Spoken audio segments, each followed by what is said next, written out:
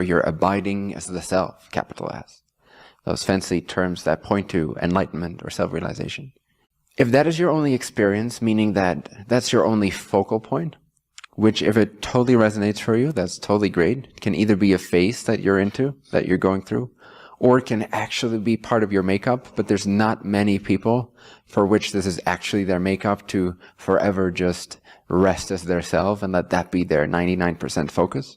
Yes, there are those people for which that is actually relevant and for which that actually works, but it is my safe estimation that for most of you, that is not relevant. So in other words, if that is all you have and it's not relevant for you, it in a sense disables you from running, let's say, as an analogy. It disables you, prevents you from being able to run. You're just being able to sit, in a sense, as an analogy. Whereas if self-actualization is all you know, let's say you're into empowerment, you're into law of attraction, you're into creating your dream life, you're into being relational with the world. If that is all you have, then in a sense, you're going to burn yourself out one day. You're going to be running too fast without the, in a sense, legs that can sustain that, without the endurance to sustain that type of running. So for me personally, and I see this in many, many people that I work with and at retreats and all that, is that to have both, to both be focused on self-realization, to have at least some extent of that, allows you to run, but with the endurance you need to actually do the running. In other words, with the clarity you need, with the confidence you need, with the stability that you need, the faith, the level of faith and surrender that you need, a level of consciousness that is aware of itself beyond just a personality. If all you know is, if you look at the diagram, if all you're conscious of is I am this, the I am this level, where it is person beingness, it's impermanent, it's focused experiencing, it's always focused on things. It's referential, it's always referencing things. And it is that of subject objects, plural. So if you're always in that state of mind, if that's all you know yourself to be, is that person consciousness, the I am this, pointing to the body mind for this, being this inside of a world, if that is all you really know yourself as, and then you start working with teachings that are about affirmations or confidence or empowerment or even authenticity or law of attraction, those type of things, then you don't have the fuel that you need to get very far in those types of realizations or actualizations. So ideally, one is somewhat resonant with both. Now you can be resonant with one more than the other at this timing. That's completely fine. But over time, these two become one perfect blend. They become simultaneous. So the I am this is what most people know themselves to be. It's I am this, body-mind, inside of a world. That's our common mode of understanding and feeling ourselves. If you look a little further and you look at the I section, the awareness section, you see that in a diagram, the awareness wraps itself around presence energy, which is the presence of creation, which is the presence, the energy that makes up everything that is, the isness of creation, including your body-mind individuality. So it is awareness that, in a sense, wraps itself, infuses the presence energy with its own power, its power of cognizance, its power of knowingness, that which, if you just relax right now for a moment, just take a deep breath and give away your thoughts. Disown yourself for just a moment. Disown everything you think you know about yourself. Give it back to God. Give it back to life. Give it back to creation. Don't hold on to any kind of self-knowledge, any kind of thinking. Take a deep breath and sort of become more spacious. Be the space within which all of this appears. And notice that there is an awareness of this moment. There's a cognizance, a knowingness. You are aware of my voice. You've never been able to escape that awareness. You've never been able to have an experience without that spacious awareness, being aware of it, being wrapped around the experience. So in whatever way presence energy forms itself or presents itself to you as awareness, that awareness will be automatically, inseparably infused into that experience. Okay, so if you then look at the diagram with that in mind or heart, you can see that awareness wraps itself around presence energy, meaning creation. So all of creation, all portions of creations are aware. All portions of existence are conscious. And I call it consciousness there, if you see in the thin sort of sphere that surrounds the presence energy, I write down consciousness, referring to the fact that awareness now is aware of something. There is a subject-object relationship. The subject being awareness. The object being, depending on the level of consciousness, either I am, at which stage the object is presence itself, this moment itself, creation itself, essence itself, substratum itself, isness itself. But if that further individualizes itself and that same awareness collapses itself around a singular sort of focal point within presence energy, so out of all that presence energy creates, if you just focus on one localized portion inside of that presence energy and you look at that for a while, which we've all been doing, we call it the body-mind, then at some point you start feeling, or awareness starts generating this base identity feeling, I am this. Does that make sense so far? It's kind of logical, no? If you keep staring at something, you just become identified with it. You start to feel it as if it's yours.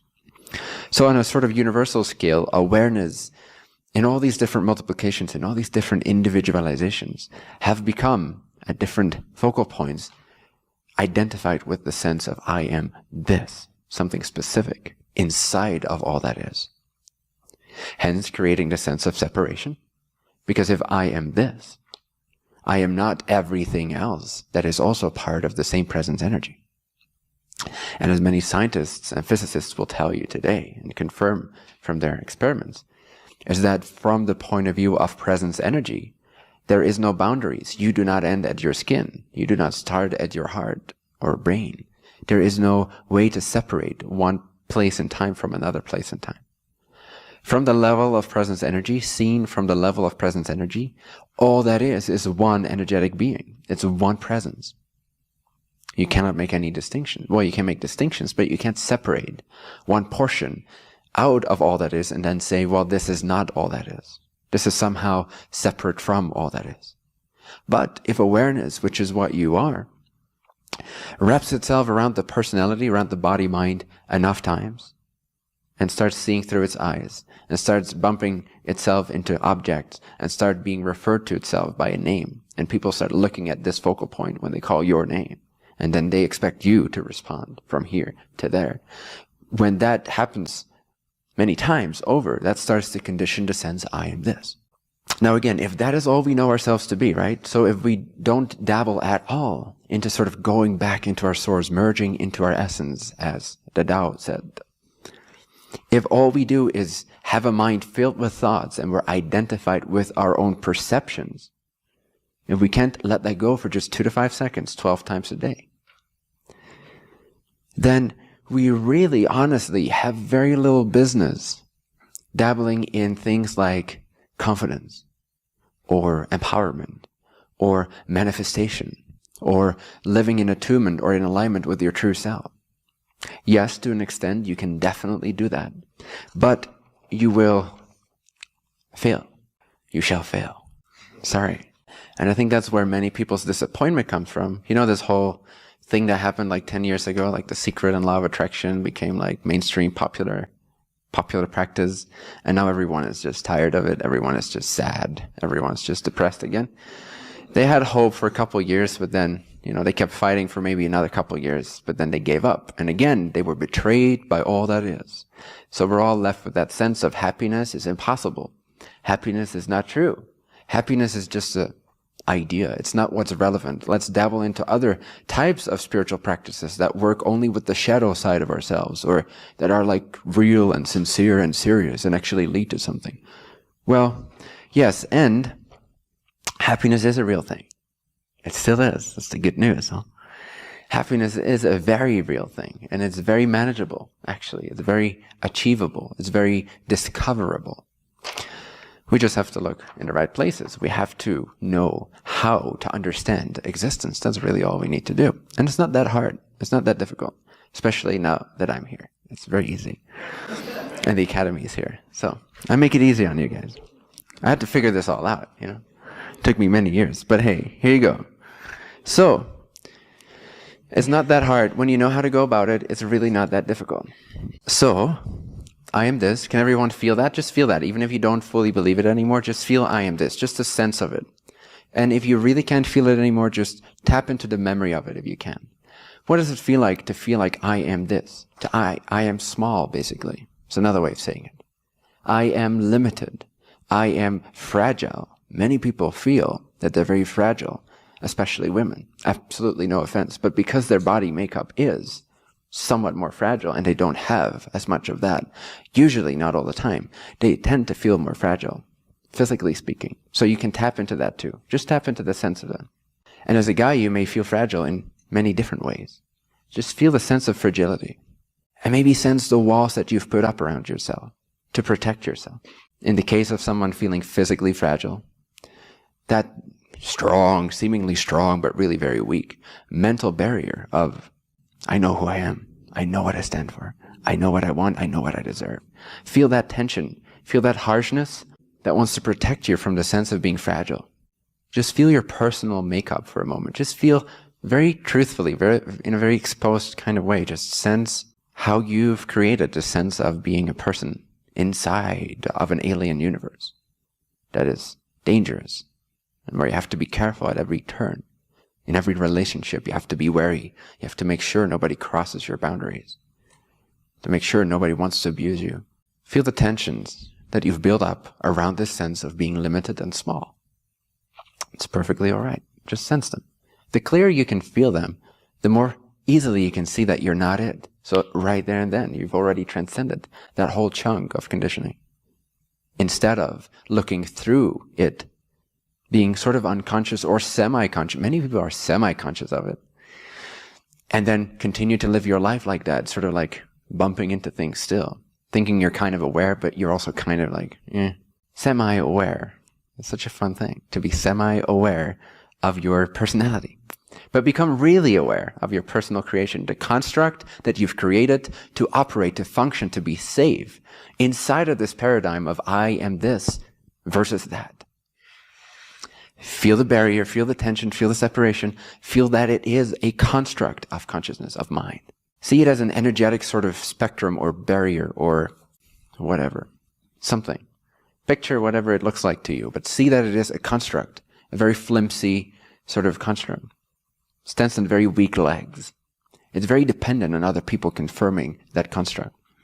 Because if they don't, then really, it's a really sort of fragile system. So we've surrounded our sense of fragility with a very fragile counter system. Just feel into that, see how you're operating like that when you feel I am this. Doesn't feel too pleasant, does it? Unless you're aware of it. Then it feels kind of joyful, doesn't it? Maybe you're a little sad about it. Maybe you're still a little attached to it. But you can see now that that has been a creation and actually you are free of it already. Simply by bringing it into full awareness, giving it full space. Having that sort of earnestness that you need on the way of self-realization. The desire or the willingness to discover what's true from what's not true. And again, from that sense of being identified with the personality, it can sometimes seem threatening to take the way of self-realization. Precisely because the fragility in you has become identified with the fragility counterpart or protective shell in you. And so its sense of safety is sort of standing on those two false senses of self. It's way simpler than I make it sound right now. I don't know why I share it in this way, but I do. So maybe it's of some use. Nevertheless, from that point of view only, if that's all you know yourself to be, if that's all you're aware of, then you don't want to give that up because it's all that you know to keep you safe. It's all that you know how to operate in this world of separation and limitation and smallness. But if you realize that, you can conjure up the willingness, the desire to actually investigate and to actually come to the truth of this moment and the truth of who you are and who you're not, what you are and what you're not. So many people that are still identified with this fragility, this sense of I am this inside of a world that can harm me and hurt me and come at me, they sort of avoid the way of self-realization, or simply, in other words, the ability to stay with something, an attention span, shall we say. Because the beautiful thing that everyone knows instinctively about having attention span is that it will kill everything that's false automatically. You don't really have to know how to do that. If you have an attention span, which is another way of saying the ability or the desire, not the ability, because you all have the ability, but the desire to actually stay with one thing for a moment and not just go all over the place. Something in you knows that the whole structure you've created will fall apart. It needs constant distraction in order to feel safe. Something that's absolutely not safe. In order to make that feel safe, you must constantly distract yourself. So if you don't for a moment, if you remain quiet, if you remain with this moment, and you ignore everything that you have become for just half an hour straight as an exercise. You don't have to do this many times. Just do it whenever you desire to do it. And you will see that as you stay with what's true right here, right now, this moment, you stay in that sense of consciousness, that sense of I am. Not I am this, I am that, I need to do that. I am undisturbed right here, right now.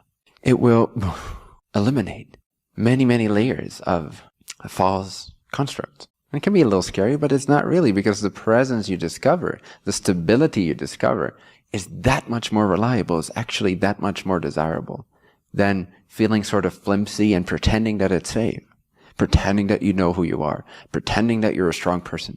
It's much more reliable and solid to actually not be a strong person at all, because then your sense of identity shifts from the fragility of the self-made construct that is bound to disappear. In fact, it already doesn't exist even while you think it does. So it's never really there. It doesn't even have to disappear. It was never the case. The personality never really existed in that sense. Those walls never really existed. And when you discover this, the I am starts shining forth into your experience more and more. And the I am, what is the I am? The I am is the isness that makes up this, that makes up my brain, that makes up your brain, that makes up the space in between us. Everything that is, no? Can you see that everything that is? There's a major clue right there. Everything that is. Get it? Confirmation of enlightenment right there. Very simple. You don't need a teacher, not really. Not for presence, at least. When you want to discover presence, all you need is to notice that everything is present. It's very simple. It's very effortless. And it doesn't require you to work yourself through all kinds of meditations.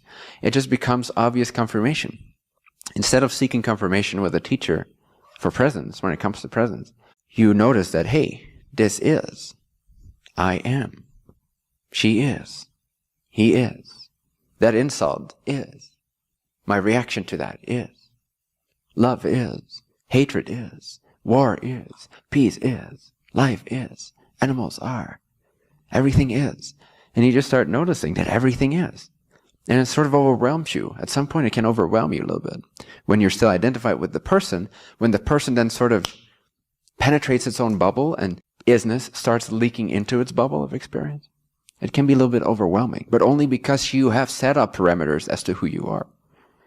Presence cannot be overwhelming if you're not limited to a particular parameter or location. So it's only initially that you can have a sense of, whoa, I'm going to explode.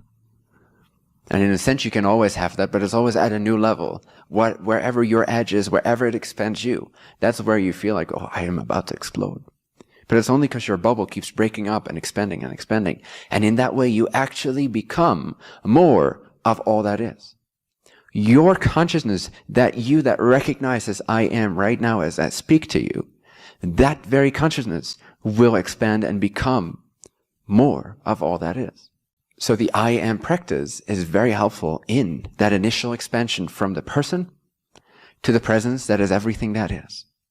So as soon as you awareness, let's say in your initial phase, awareness that has become the sense I am this, the personality, the person beingness, as soon as the person beingness starts to wake up to presence beingness, that is sort of, in a sense, on the threshold here, on the edge of where the I am this touches the I am. And the more you touch in with the I am presence, and the less you start to believe that I am this, the more, in a sense, you could say that line or your consciousness starts to shift or expand. So it's just right here on the edge of the individual self, or the personality consciousness, and the presence consciousness. Does that make sense?